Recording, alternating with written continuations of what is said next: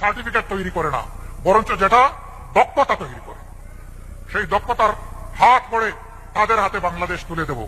তাদের হাতে খয়রাতি কোনো অনুদান আমরা তুলে দিয়ে তাদেরকে অপমান করতে চাই না। আমাদের যুবক সমাজকে আমরা সম্মানিত করতে চাই। তারা দেশ গড়ার কাজে অংশ নেবে আর বুক ফুলিয়ে বলবে, আমি কারো অনুদানে নয়, বরঞ্চ আমি আল্লাহ দেওয়া সামর্থ্য অনুযায়ী আমার দেশকে আমি দিয়ে চলেছি, অবদান অব্যাহত রাখবো। এই দেশ গড়ার আমিও একজন নাগরিক এবং একজন কারিগর।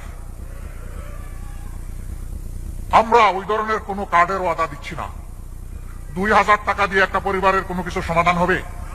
আর আমার ভাই নাহিদ ইসলাম বলেছে তাতে আবার ভাগ বসিয়ে দেওয়া হবে। খাজনা আগে, তারপরে অন্যটা। 2000-এর 1000 আমার খাজনা, আমাকে আগে দাও, তারপরে তোমারটা তুমি বুঝে নাও। তাও না,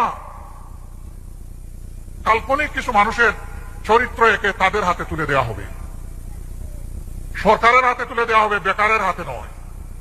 এই বৈষম্যগুলোকে আমরা দেখতে পাইনি। টাকা কোত্থেকে আসবে?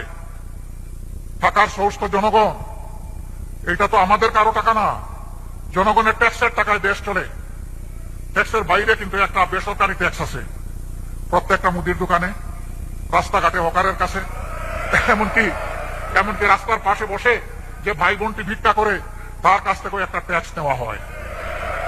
ওই ট্যাক্সের টাকা আমরা আমাদের জনগণের হাতে তুলে দিতে চাই না। না শুধু তাই না, ওই ট্যাক্স বন্ধ করে দেওয়া হবে ইনশাআল্লাহ।